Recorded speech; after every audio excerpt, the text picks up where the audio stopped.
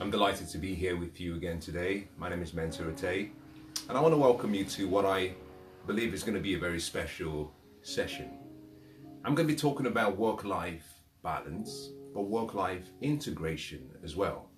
Now, all of us at some point in our life will fall under what I call four categories, major categories, once you become an adult.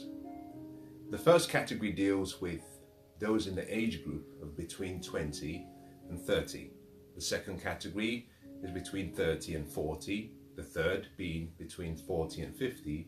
And the fourth and the final between the age of 50 up until when you retire, which in so many countries is between 65 and 67 years old. We all are going to journey through each of those stages, and therefore it's important we understand where we are right now in our journey, but also what is potentially awaiting us at the next stage. Now, work-life balance and work-life integration is something that concerns a lot of people. I believe personally, from experience as well, that it's not as complicated as we believe it to be. I also have a slightly weird and different opinion about the word balance. Now, if we start with the definition of the word balance, according to the dictionary, it's about being in a position whereby you can maintain a certain level of position. That definition in relation to life, in my opinion, I think is slightly maybe inappropriate. And part of the reason I say that is because we know that there is a constant in life, and that is change. And therefore, to have balance at all times in all areas of your life it's really a very difficult thing to do. The key then is not just about having balance, it's about having integration. You want to integrate your life with your work, and therefore they become in a way one. Now, how do you do that? Now, I found that success is a very subjective view. It's a very subjective term.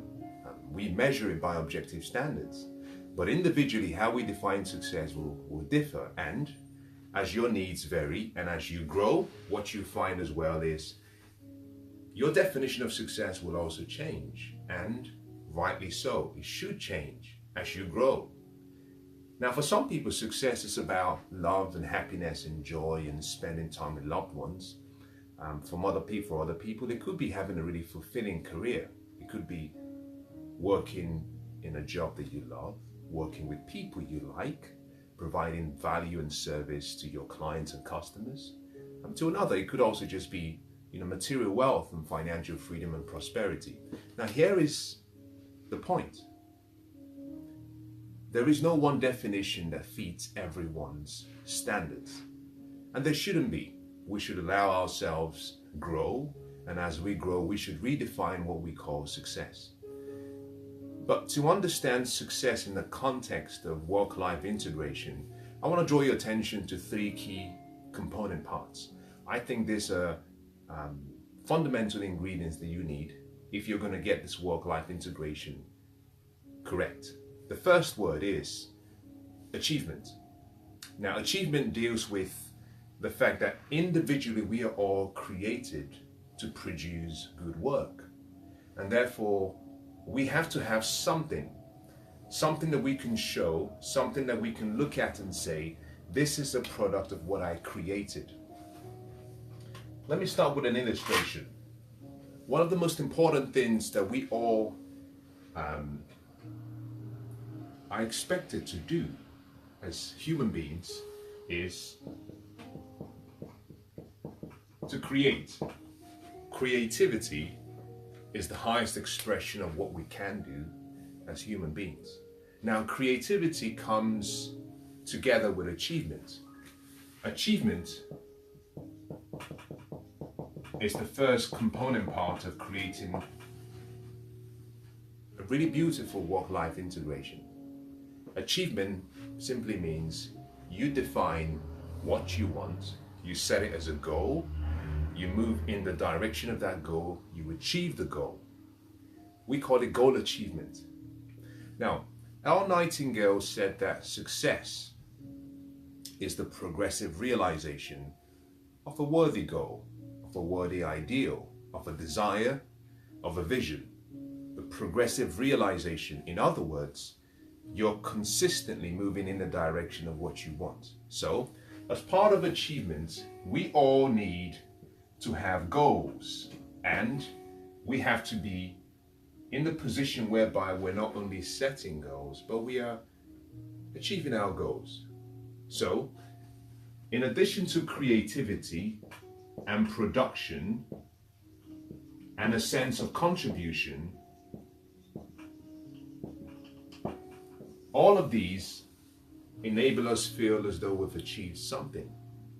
And so success, as the first component, needs to have an element of goal achievement, of growth, a feeling that you are growing, and a feeling that more than anything that there is progress. You see, growth will happen automatically because of the way the laws of the universe are set up. Progress, on the other hand, requires effort. You and I have to work in progress. So success starts with having a level of achievement in your life. And what's beautiful about the success equation is the second part of the equation requires what we call fulfillment. Fulfillment. Individually, we are fulfilled differently. Now, I'll take you a step back to achievement. Achievement and goal fulfillment, in a way, is a science. Wallace Wattle said that there is a science to getting rich. There's a science to wealth. But he also says it's an exact science like mathematics or algebra. In other words, if you follow the procedure, if you follow the steps, if you obey the principles and the laws of success, you achieve the results you want. It's like cooking a dish following a recipe. If you put all the ingredients in the right sequence, at the right time, in the right order, you get the dish. So, achievement in itself is like a science. In other words, you simply have to follow the rules. Fulfillment, on the other hand, is different, is an art. It's is expressed differently. I might have an interest in, say, hockey. You might have an interest in, say, badminton. So what fulfills me in terms of what brings me happiness could be different to what brings you happiness. But what is fulfillment? Now, this is where we're going to spend most of our focus in today's session. Fulfillment deals with joy, happiness, excitement, focus. All of these keep you fulfilled. They keep you feeling as though life has a meaning, and that's the word. The word I'm dealing with here now is meaning. What makes life meaningful? Now, for many people, we recognize the word happiness. So, for you to be successful and for you to have a successful work-life integration, you need to be producing. You need to feel as though you're growing, but you need to be happy as well. Now, that is where the dilemma comes in. How do I work? How do I support my family? And how do I stay happy? It's achievable, but you have to know how to do it. Now, here is the key.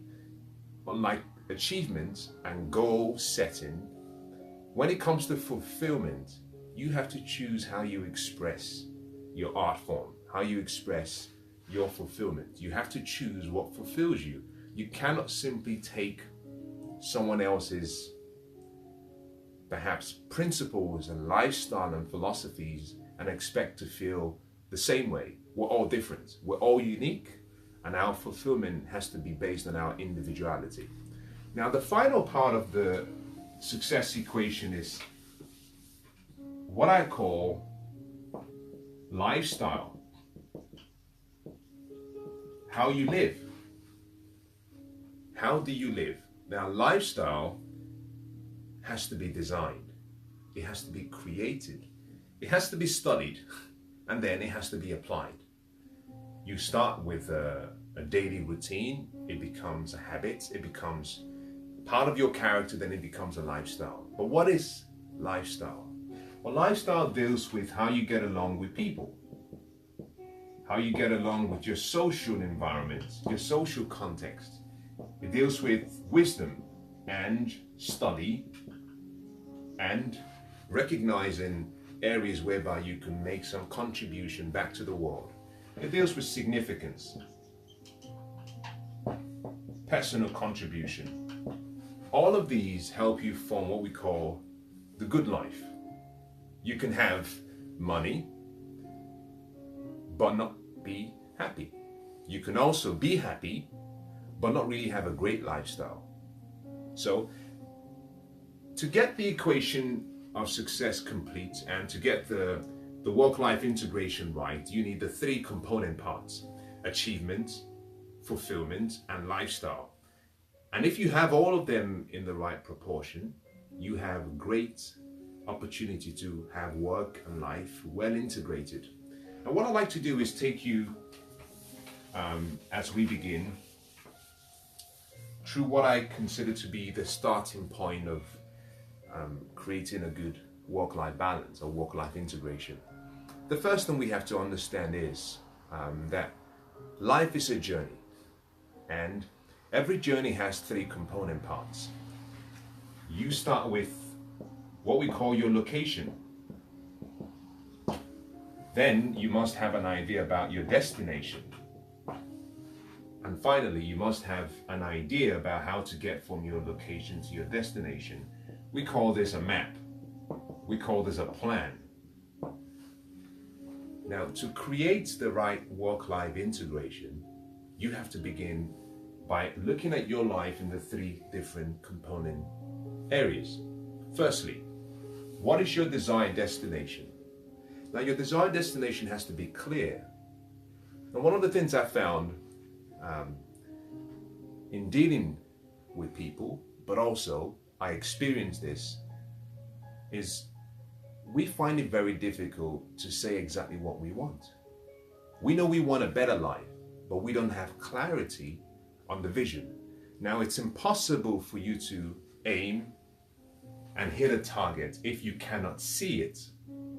So the first thing you need clarity on your vision, and this vision must be connected to a purpose. What would the ideal work-life balance look like? That's where you start. And it simply means sit down, decide what you want, and write it down. It's really that simple.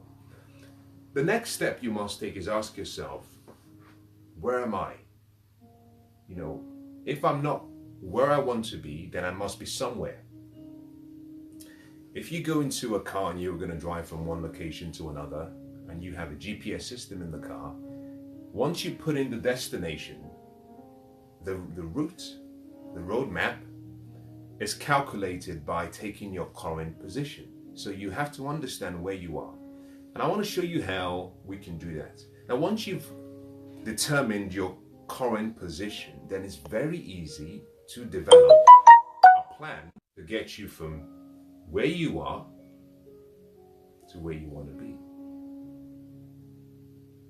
Very simple, but you must have clarity on the destination, and you must have insight and foresight to know exactly where you are. Then you can work out your plan, your map, your route, your strategy. Now let's begin with your destination. And in doing this, I want to use a simple illustration. I'm going to ask you some questions. The intention being that some of these questions you have to take away and think about them, and maybe sit down later on whenever you have some time and prepare for yourselves exactly what I'm about to show you. Each and every one of us, we must have what I call goals or areas of improvement in our life. I'm going to talk about 6 areas. I believe these 6 areas are the foundation blocks to help us create the right work-life integration and balance. The first deals with you. So I would say the first is spiritual or ethical. The second is mental, emotional, educational. The third, physical. You might also call that health.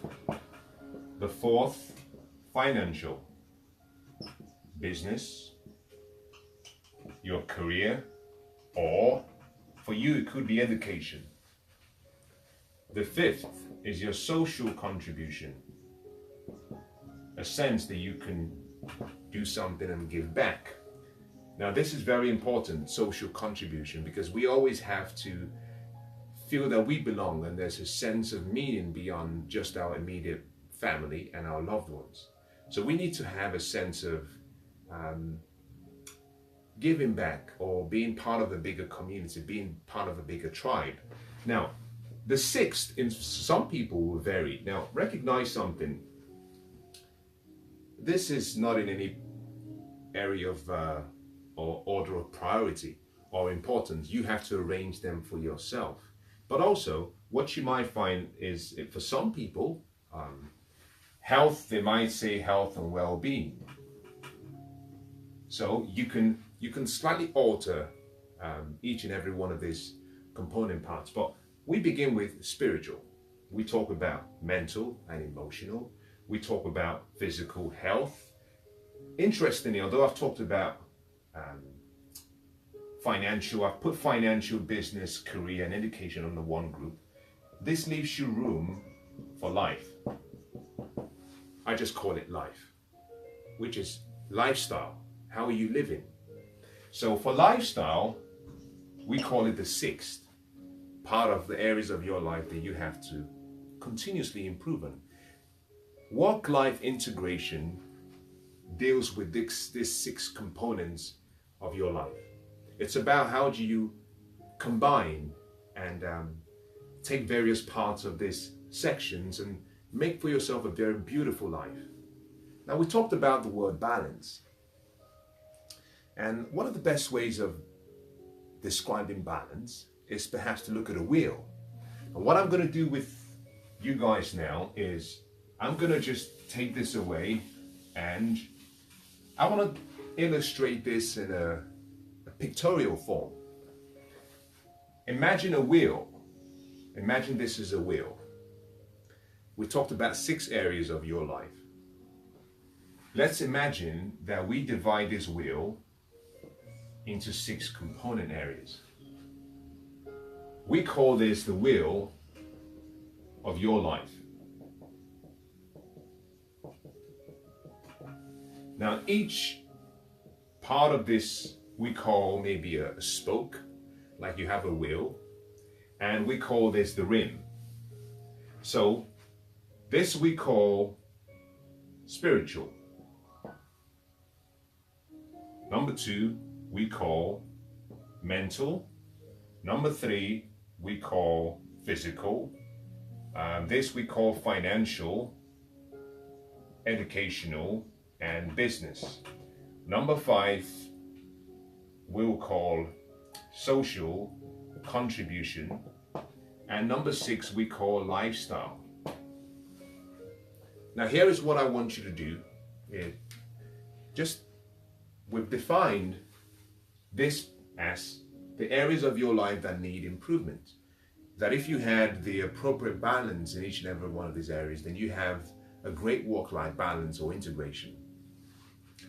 If this was a wheel, then you would agree with me that the perfect wheel will be one whereby you have the proper edges represented in every area of your life. In other words, you're achieving the best.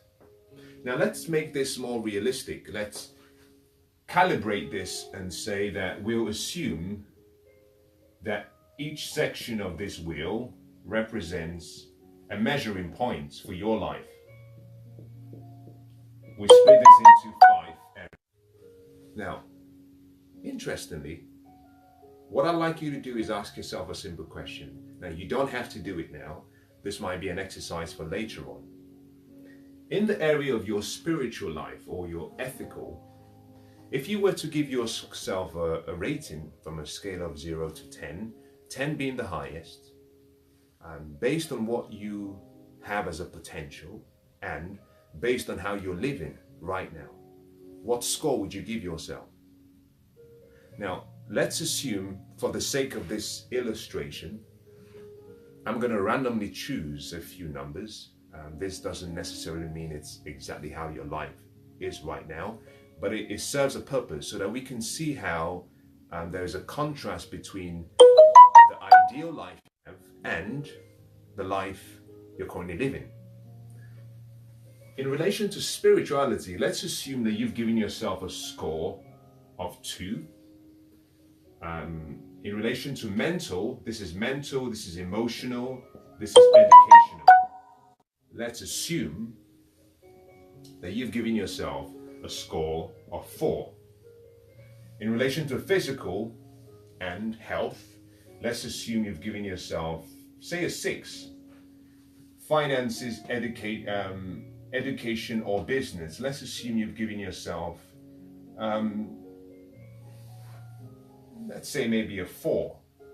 In relation to social contribution, let's say you've given yourself a 1. In other words, perhaps you haven't been engaging as much as you could have.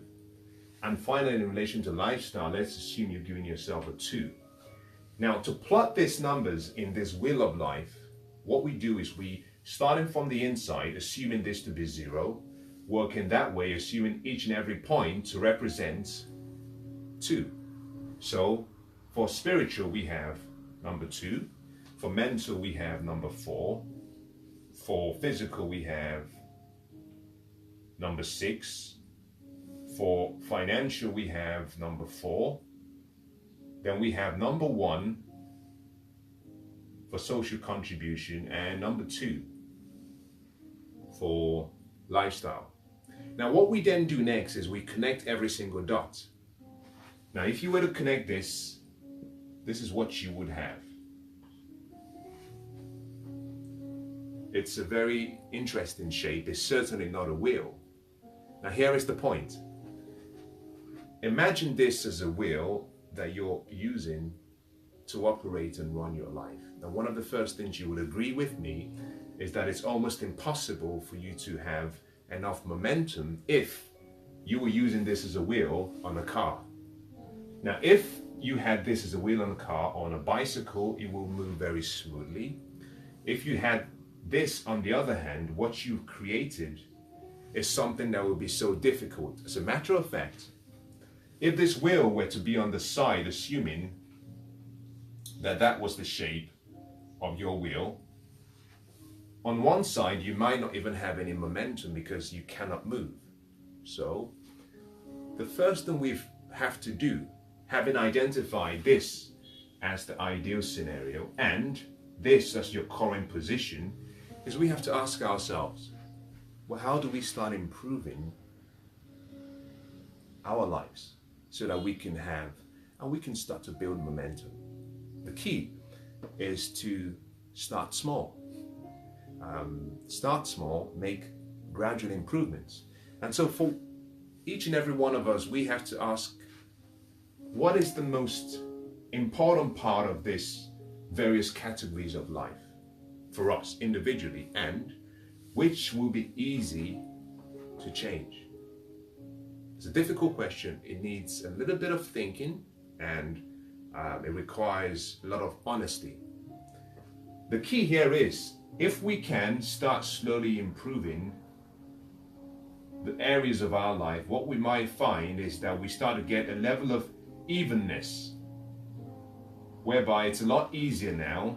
If you keep improving, it's a lot easier now for you to build momentum, and slowly, depending on the categories you've gone for, what you might find is that you now have a well-rounded life. You can build some momentum, and once you have momentum, you have energy. That energy now empowers you to start to improve each area so that you're moving towards your potential. The key here is, we all have to strive to become the best that we can be. Unhappiness comes as a result of you doing and giving less than you can, knowing within you that you have more to give, but living below your potential. This is the wheel of life. But what I want to do next week is take it a little bit further by asking you a question. Of the 6 areas, what I'd like you to do is sit down whenever you have your time, sometimes sit down, and I want you to list out in descending order the most important priorities in your life based on those 6 areas. In other words, for you, it could be your family comes first, then business, then health, then spiritual life, then social contribution, then lifestyle. But I want you to list out in order of importance, descending down, what is the most important parts? What are the priority areas of your life? Now, what you must do is keep this in 2 parts. We call the first priority areas.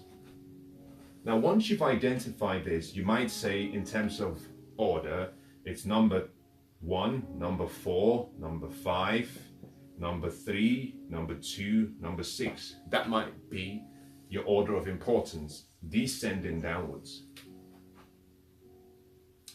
The next question I want to ask you is, putting this aside,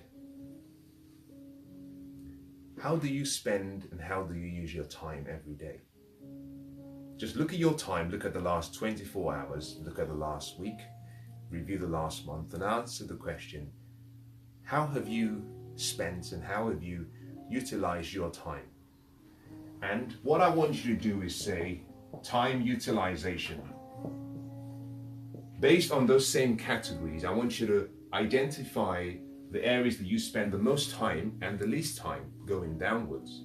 And what you might find, as normally is the case, is that although you have clarity on your priorities, your time identifies what is actually getting the most attention, and therefore this is where change is needed.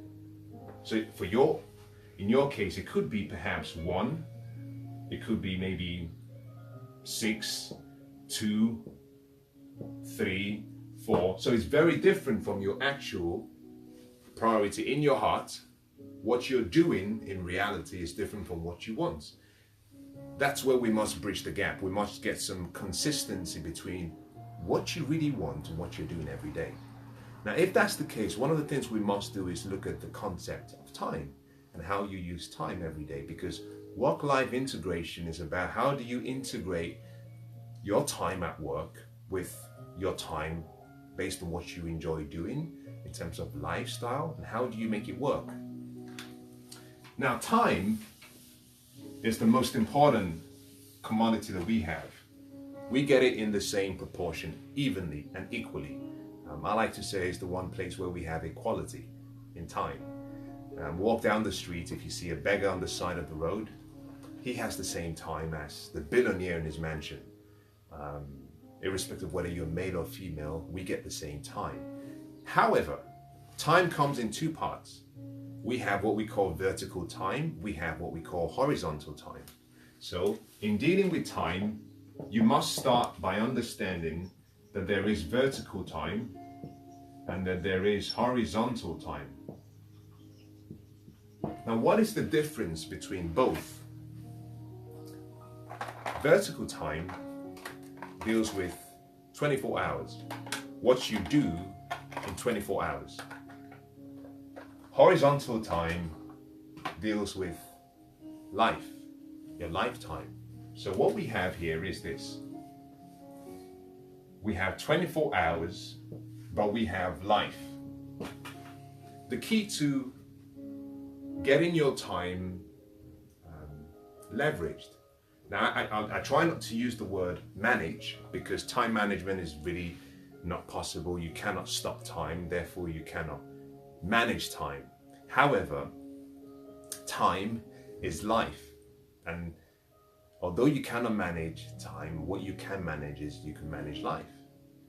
And you can manage the activities that you do on a daily basis. And by managing the activities, you invariably, in some unique way, find yourself utilizing your time efficiently.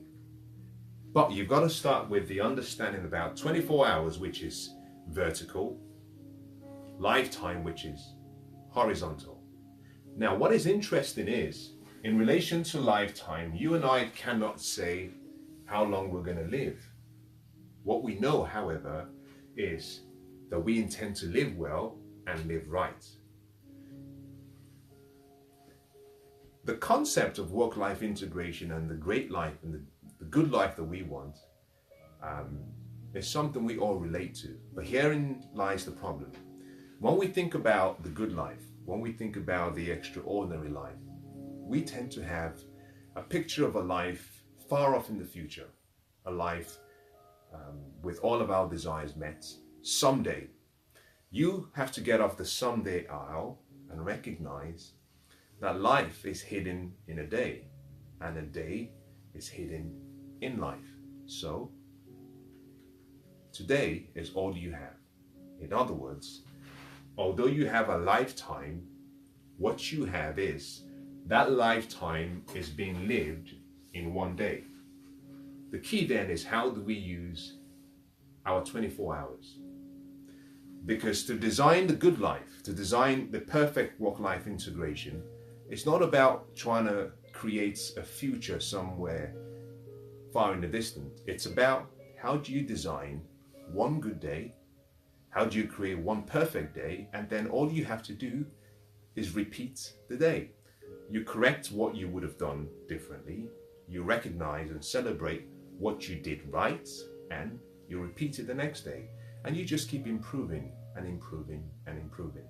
So you and I have a great and rare opportunity that we don't have to worry about the future. We only have to think about today. Now, I want to show you something. I want you to imagine this. We have 4 boxes. Each box represents a unique part of the mystery of life. In the top left corner, the first box, we call that your life. In the top right, we call that your year. In the bottom right, we say your month. And in the bottom left, we call it your day. Now, you can connect all 4 boxes with arrows. And what this simply shows you is this. What you do every day, if repeated for 30 consecutive days, becomes your month. That's your life in a month. What you do every month, if done consistently for 12 months, is what you've done for a year. That is your life in a year. And what you do every year over a lifetime becomes your life. So, life is right now. Yesterday is like a cashed check. Tomorrow is like a promissory notice, hasn't come. Today is all the life you have, and all you have is cash. You've got to spend what you have right. So to create the best work-life integration is about focusing on just one good day. So what I'd like to do is go a little bit further by asking, or by looking into how you spend 24 hours, because that's the key. Now, each and every one of us, we get 24 hours every day. But every day, we have what we call our waking day and sleep. So you might say day, and you might say night. I know it's vice versa, because some professions, some people work during nights. So I think it's probably best we say waking and sleep to keep it consistent. On average, each and every one of us will spend between 6 and 8 hours sleeping. Generally, and on average here in the UK, that number is between 7 and 8 hours. But for simplicity's sake, I'm just going to use, to keep it as a rounded number, I'm going to say 8 hours. Now this means we have 16 hours left. most people who work spend 8 hours working.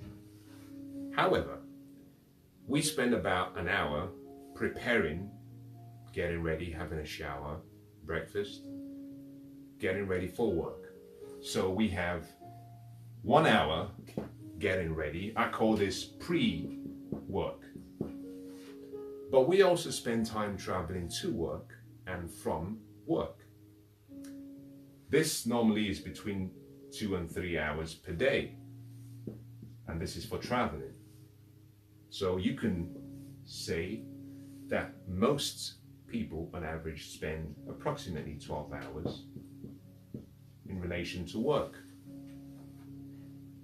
Therefore, work, we spend about 70 to 80% of our waking day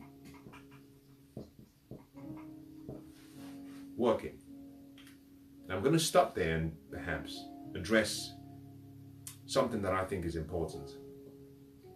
I started today talking about the equation of success. I said achievement combined with fulfillment combined with lifestyle gives you the success equation.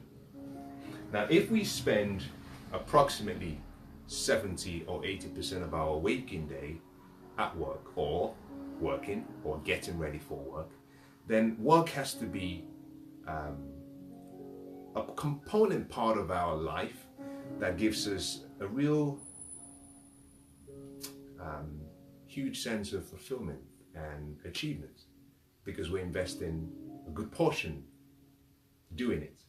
So here is the first question I want to ask you in relation to how you spend your time. If you're going to have good work-life integration, there has to be purpose in what you do every day.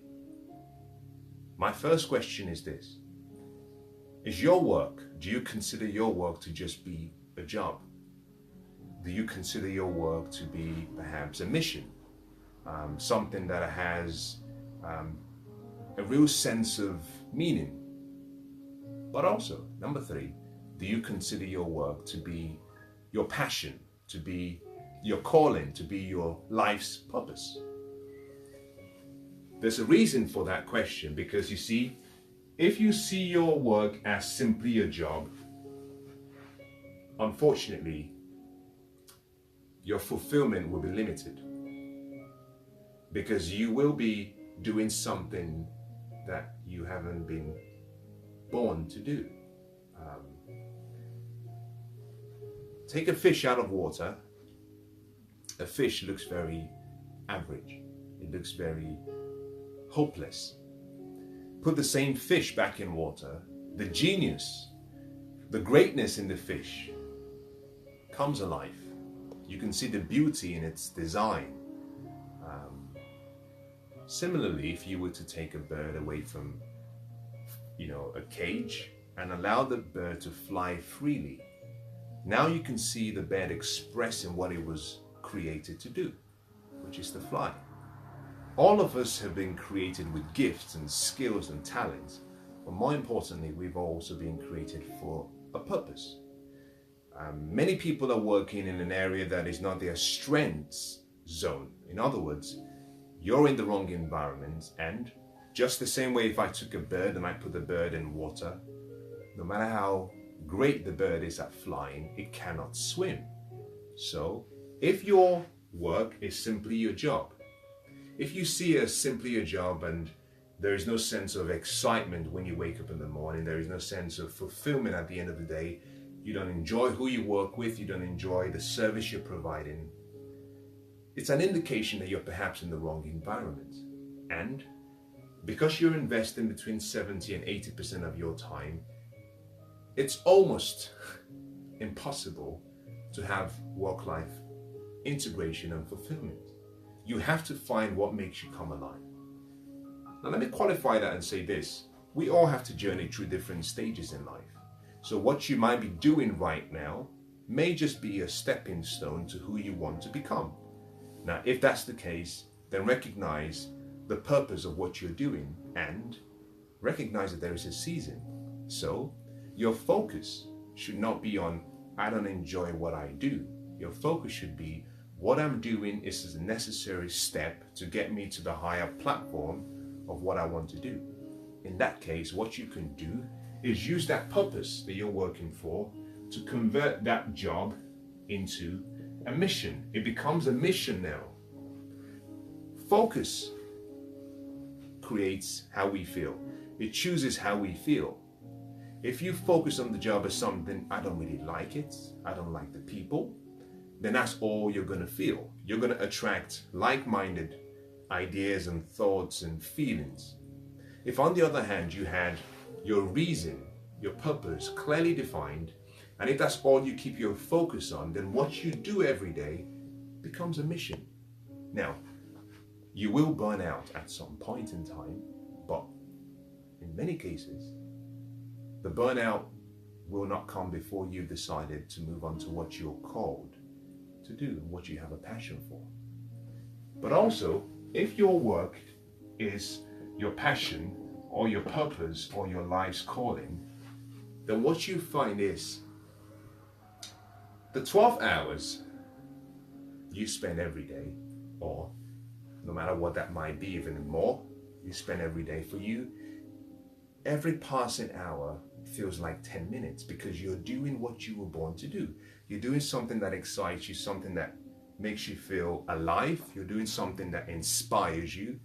And because you're inspired, what you find is you're fulfilled. So there are three classes of people when it comes to work. There are those who have a job and are unfulfilled. There are those who have a mission and have a partial fulfillment, if you want to use that word.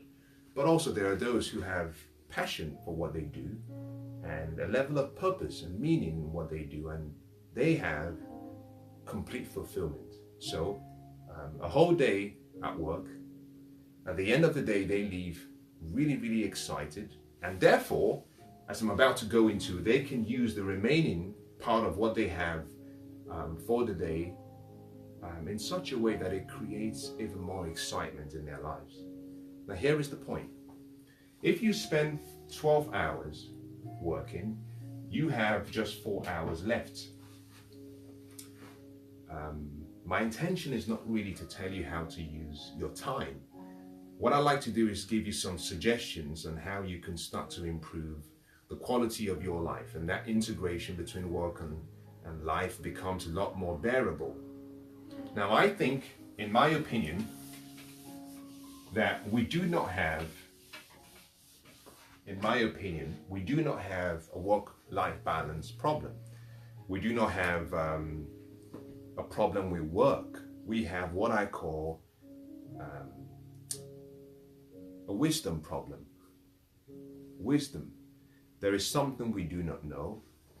And by wisdom, I'm saying we lack ideas, we lack understanding, we lack awareness, and we lack the action and the activity required to give us what we want. I call this cocktail wisdom. So, there is no such thing as if you were looking at the areas of your life, the categories that we talked about earlier, there's no such thing as a financial problem or a business problem or an education problem. There is no such thing as a lack of understanding. There is no such thing as perhaps a spirituality problem. What you have is a lack of knowledge. It's a wisdom problem. And so the first thing I'm going to suggest you do, assuming, based on what I gave you earlier on, assuming we spend 12 hours in relation to work, the question is, what do you do with the remaining 4 hours? Now, for some of us, we have social interaction. You might call it social media and interaction. We also have time for loved ones. We call this quality time.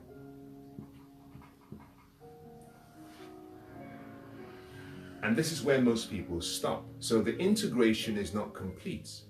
Now here is my recommendation. You need to have lifestyle embedded into how you live every day. So you need what I call me time, time for yourself. But also you need time whereby you can get around social environments and start to build relationships. You need time for study, you need time for knowledge, but also you need time for hobbies. So I might just call that your miscellaneous time. But you have 4 hours left.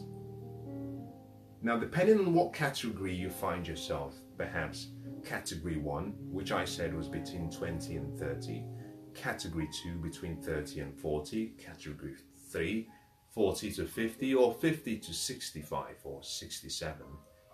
If you have a family, you have commitments. So for many people, at the end of the day, especially those who are not working in an area of passion, they've spent 12 hours doing something they absolutely hate, and they come back to perhaps their homes and they have another responsibility. So for many people, it's a struggle to find happiness.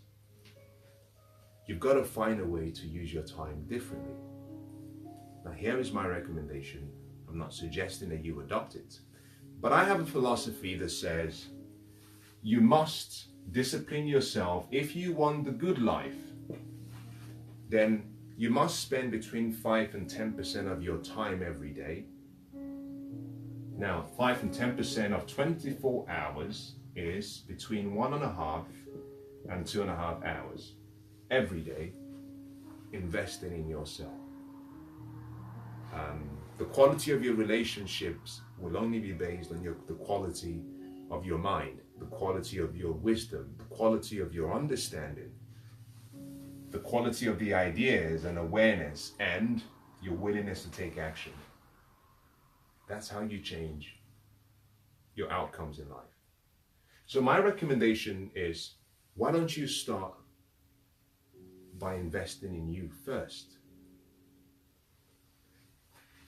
Now, if we spend, assuming this to be correct, that the average person spends 8 hours sleeping, I'm going to just make some suggestions on how perhaps you can start to use your time in a different way, and that investment of your time will start to create a harvest of great wealth of happiness, wealth of joy, wealth of good health, wealth of good fortune, wealth of spirituality and mental stability, but can create wealth for you in all areas of your life. Sleep time, 8 hours.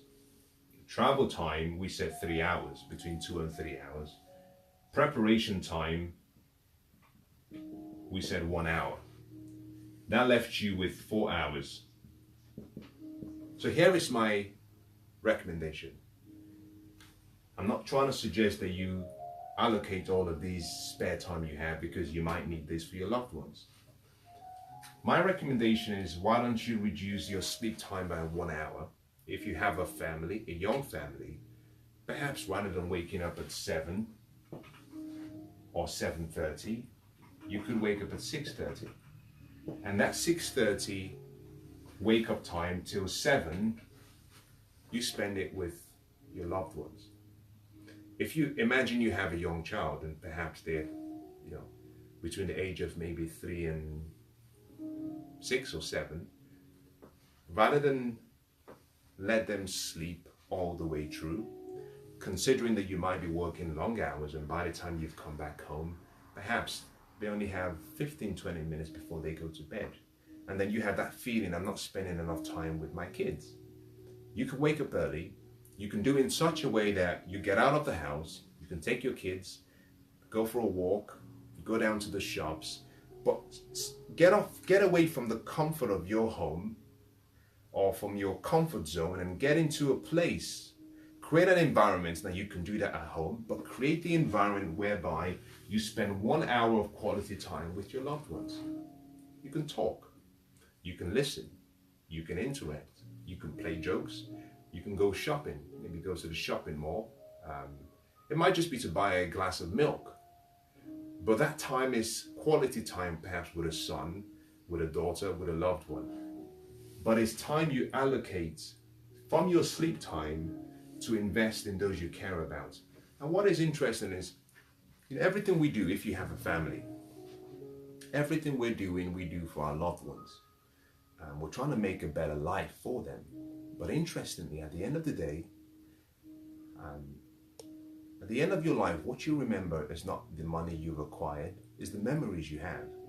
People remember the times you spent, the quality time, not the money you gave them. The key here is, by making an investment, a sacrifice of taking less sleep just for 1 hour, that is enough to give you a level of fulfillment and joy and happiness that far exceed anything you can achieve from the rest of the day. Now remember this, it's not the amount of time that counts, it's the quality. So if it's 10 minutes, then bring all of you into that 10 minutes. If it's 15 minutes, then bring all of you. Be present. And being present means be present spiritually, mentally, emotionally, and physically. There's no need waking up and taking your phone with you or checking your emails whilst you're interacting with your loved ones. You have to be present. They have to feel that 1 hour you're spending with them feels like 10 hours. Your travel time is 3 hours. So here is my recommendation. Whilst you travel, why don't you invest some time in study? I call this MOB Uni, Mobile University. In other words, as you travel, you can learn. If you drive, rather than listening to the news, why don't you play some audio recorded message, something inspirational, something motivational, something insightful, something that increases your wisdom, that gives you ideas, that gives you better awareness, that gives you better understanding, so that when you're ready to take action, you're not acting from ignorance. It could be a book, an audio book you study about relationships and how to get along better, how to communicate better, how to lead better, how to be more expressive, but you're investing in yourself. By investing in yourself, what you find is the results in your life will reflect the quality and the state of your mind. So my recommendation is, I'm not suggesting you invest 3 hours studying. I think that's a lot. But if you travel by public transportation, maybe you can listen to some audio, inspirational information, but study. See, if you want to be successful, you have to study success.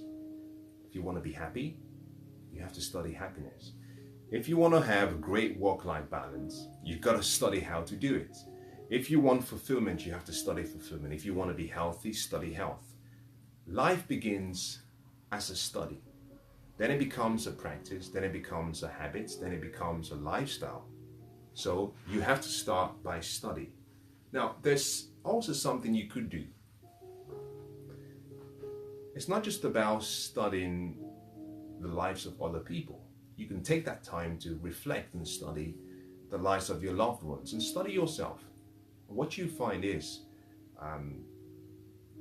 in many cases, if you look at the lives of, say, most heads of state, whenever they travel into a country or for an important occasion, they always have briefing notes.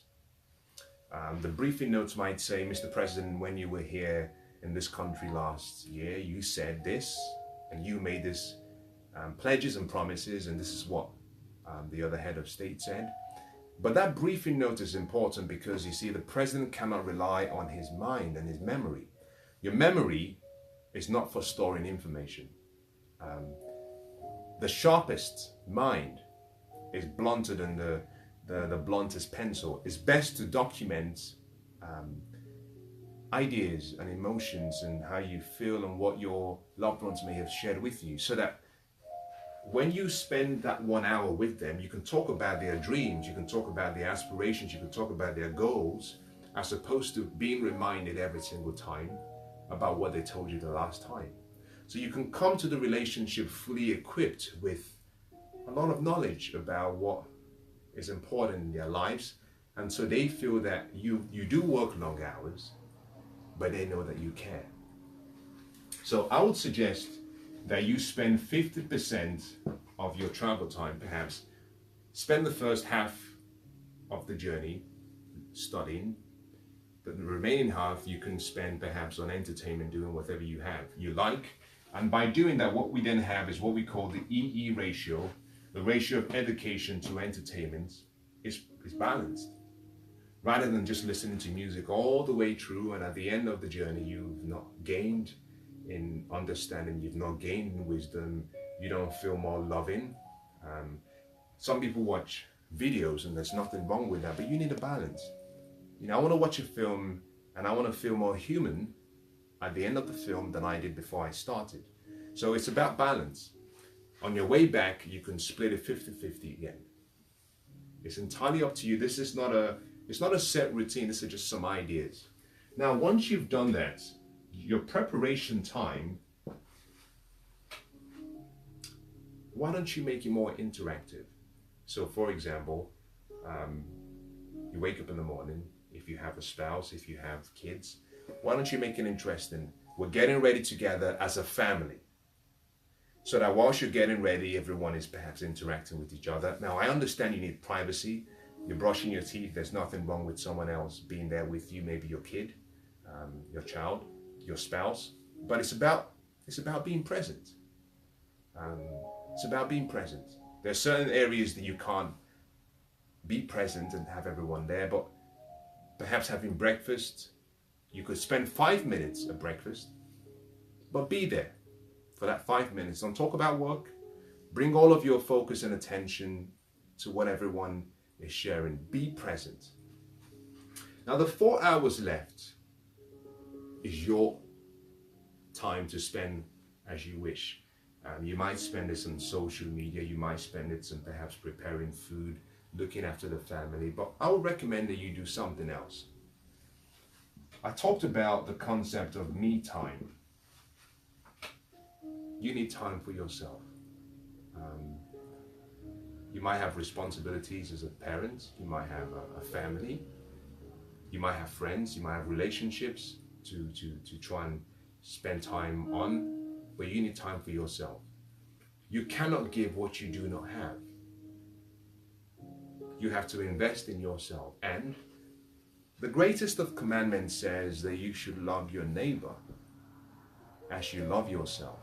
So, self-love precedes loving other people. You can only love correctly and completely if you love self. So I recommend that you find a way, I don't know how, but find a way, and this could be 30 minutes or 15 minutes, but you need to find time for yourself. Perhaps best done outside home when you finish work. Sit in a cafe very quietly and just self-love. Think about yourself, think about your needs, but you need time for yourself. Now, some people might use their hobby time for their me time, and that's perfectly okay. This might be a place of escape, something you do every day. Now, I talked about lifestyle being the third component ingredient needed to design a successful work-life integration. And here is the point. You need a place of escape. If work is not your passion, then unfortunately, you will not find escape at work. If work is your passion and your purpose, then for you, work it's like an adventure for you, so it's a place of escape. But if it's not, you're going to need something. Your home might be a place of escape, but you also need a place whereby you can start to feed some of those your goal areas, one of them being your health. So let's assume perhaps you have a hobby. You like to run, you like to swim, you like to dance, you like to go to the gym and exercise, whatever that might be. But you need time for yourself, and that is time where you disconnect. Now, here is the key here. It's possible to be present physically, but not be present mentally. You have to have the discipline of knowing how and when to bring all of you into whatever you're doing, because that's where the joy comes, being present completely. Now, this gives you an idea about how to allocate and use your time. Now, here comes in the most important part of what we've talked about today. We started the earlier session And I talked about 6 categories and areas of your life. Spirituality. We talked about mental, emotional, educational. Then we talked about physical. Then we talked about business, finance, or education. Then we talked about social contribution. And finally, we talked about lifestyle. Now, here is the point. We spend 70 or 80% of our waking day at work. Now, for most people, whether work is a job, a mission, a calling, or a passion, we tend to excel at what we do at work much better than we do in all other categories of our lives. And there's a reason for that. Work gives you a level of structure. You have a vision of the company. You have clarity on your expected role and your responsibilities. You have daily objectives that are set for you, and you have to have a reporting system, someone you report back to. And should you underperform, you have corrective measures to help you stay on track. The challenge we have is, in all other areas of life, all other categories of our life, we do not have that level of structure. Work-life balance begins by you creating a structure in all the component areas of your life, whereby you say, for example, in relation to health, I have a structure. But here is the key. We identified earlier on a score that compared where you are right now and what your ultimate potential is. Therefore, we identified that there is a need for improvement. So the first part of this exercise begins with you starting to define each category area of your life and developing what I call a step-by-step plan, a master plan of how you can start to change and improve. You see, life doesn't get better by luck or by chance. Life gets better by choices, by decisions. So the first decision you have to make is, in each category area of your life, you have to decide that for things to change, you have to change first. And the first change you must make is sit down and have clarity on what you want. You have to begin by having a purpose. Define your purpose for that category area of your life. Then define the vision you have, the clarity of what am I trying to get to? Where am I trying to get to? It has to be in written form. Now, once you have your vision, you have to develop that into goals. In other words, take that dream on that vision, put it down in writing, assign a timeline for achieving it. Once you have your goals, then now you can develop what we call a plan of how you can achieve your goal.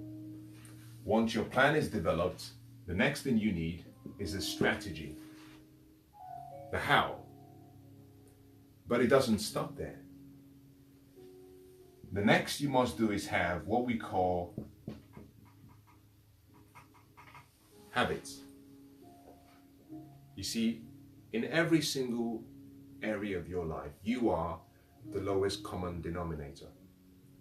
So all you have to recognize is, if life is hidden in a day, then your focus should be about not the purpose, not the vision, not the goal, not the plan, not the strategy, but what you do every day. In other words, your habits and your routine. Because what you do daily and consistently with commitment decides who you become permanently in the future. It decides who you become. So we start with you, but more importantly, we start with your daily habits. The difference between those who have the great life and those who have the average life lies in what they do every day. Your habits are like a crystal ball. You can look at your habits and you can see what your future will be if nothing changes in what you do every day. Your habits determines your results. So to change your life, you have to change what you do daily, and that comes in two parts: activities and timing. Your routine deals with timing, your activities deals with your habits. So you have to start with your habits. Your habits is how you execute your strategy is how you achieve your plan is how you achieve your goal is how you fulfill your vision determines your purpose. Now, this requires work, but think about this. Every organization spends time and they go through each and every stage. So every day they know what the individual has to do, the objectives for the day. In your respective category areas, you need to have daily habits. And here's the most important part of it. The company is responsible for making sure you stick to your objectives so that they can achieve their vision. You have to see yourself and your life and your family as a company. The more you think of yourself as an individual, the more difficult it becomes to have a great work-life integration. What you have to see is your life and your family as a company, and there are needs, and you have to see yourself working for or maybe owning a company, and they have needs. It's about meeting the needs of both and doing it in the right way. So the starting point, if you want to take that leap, is begin to see yourself as a company. See yourself as the CEO of the company. You're responsible. Now, as the CEO, it means that you have to be responsible for bringing in all the various shareholders so that they understand the vision and the mission. I found communication is one of the most devastating parts of the breakdown of the work-life balance equation. We have in our mind what we want. We have the idea we want to create a good life for our family, but we don't share the idea. So every day we work hard, we labor, but we don't feel fulfilled because the family doesn't understand what we're trying to do for them. They don't realize we're doing it for them, but they don't even know what you're doing because we haven't shared the concept. So as the CEO, you are also what I call the Chief Communications Officer, meaning you have to communicate on a daily basis, on a weekly basis, on a monthly basis, the reason for all of the work, the vision, the mission, but also the purpose. There has to be good communication. So start with this simple exercise. Sit down. I've given you 6 category areas of your life. Sit down and identify the vision, identify the goals, identify the plans, and break it down into daily habits. And let me even take it a step further by saying this. If you have a family,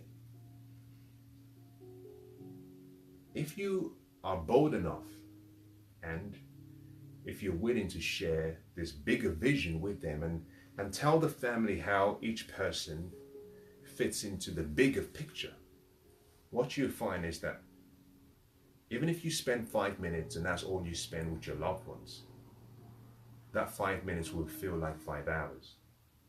There's a sense of belonging. We all need to feel as though we belong. And by sharing the vision, we become a team rather than an individual. It's more about we than it is about me. So be more inclusive in your plans. Now, by doing this, one of the things you must recognize is this. Work-life balance and integration has little or nothing to do with time usage. I've shown you so far that you spend between 70 and 80% of your waking day working, traveling to, traveling back and working. So the concept of perhaps taking and reducing how much you work or how long you work, that's not really what's important. It's not about the quantity, it's about the quality. It's about deciding how you're going to spend the remaining time you have. And it's a decision and a commitment to bring all of you into being present. It's about communication. It's about sharing. But more than anything, it's about you making a decision and being willing to grow and bring everyone along with you. Now, that is how I think you create the appropriate and the right work-life balance in your life. Now, here is the point.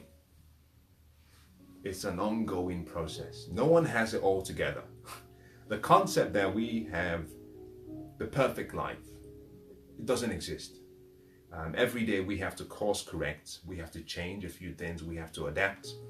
A plane flying from Houston down to London is off course probably about 95% of the time.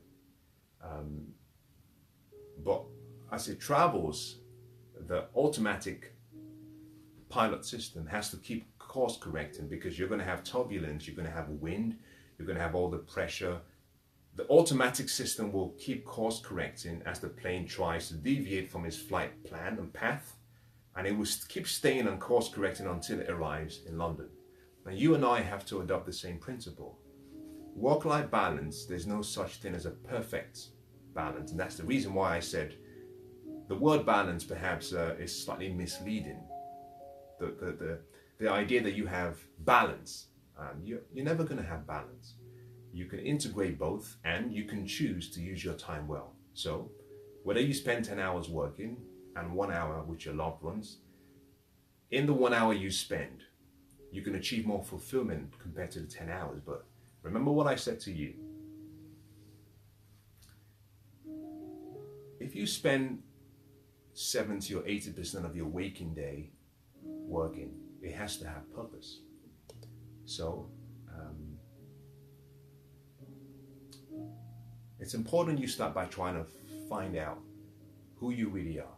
Find out what your life's calling is. Find out what your passion and your purpose is. Find out what makes you come alive.